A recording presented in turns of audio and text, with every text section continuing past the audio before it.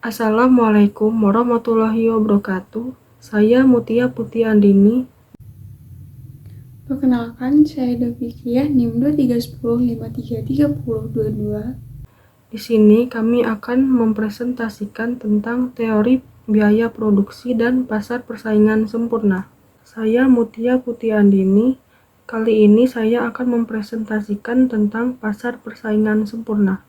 Isi presentasi kita kali ini, yang pertama, pengertian pasar persaingan sempurna. Yang kedua, karakteristik pasar persaingan sempurna. Yang ketiga, permintaan dan penerimaan pasar persaingan sempurna, serta kekuatan dan kelemahannya. Yang pertama, pengertian dari pasar persaingan sempurna adalah struktur pasar yang terdapat banyak penjual dan pembeli, tetapi tidak mempengaruhi struktur pasar. Dalam pasar ini, tidak ada penjual atau pembeli yang memiliki pengaruh signifikan atas harga, sehingga harga ditentukan oleh mekanisme pasar.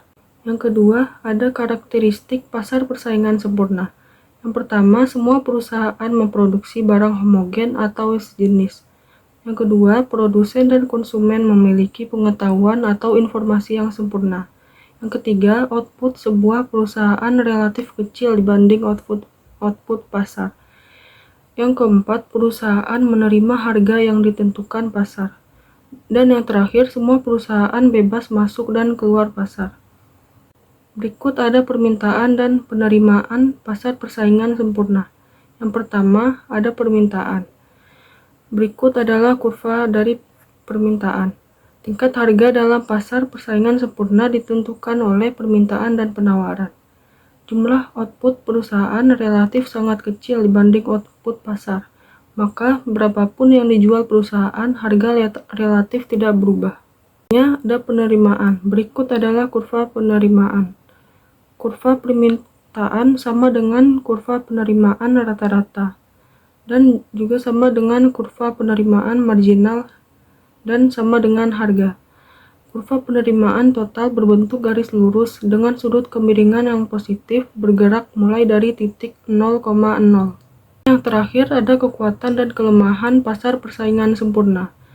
Yang pertama, kekuatan dari pasar persaingan sempurna yaitu harga jual barang dan jasa adalah yang termurah, jumlah output paling banyak atau kemakmuran yang maksimal.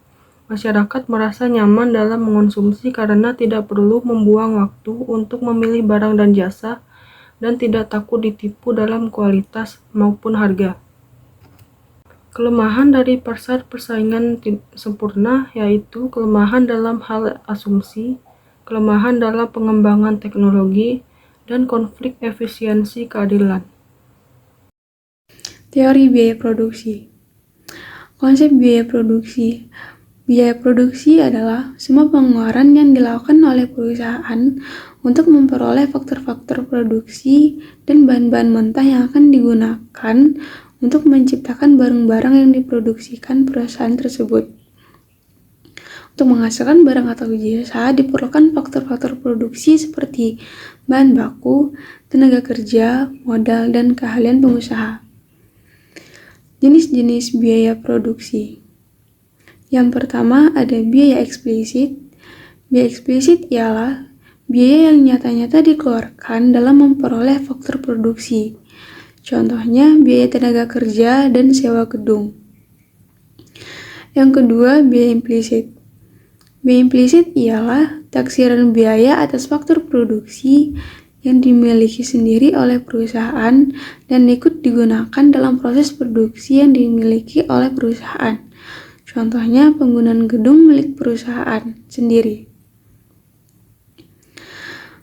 Pembagian biaya produksi berdasarkan jangka waktunya. Yang pertama ada jangka waktu pendek, terdiri dari biaya tetap, biaya total, biaya variabel total,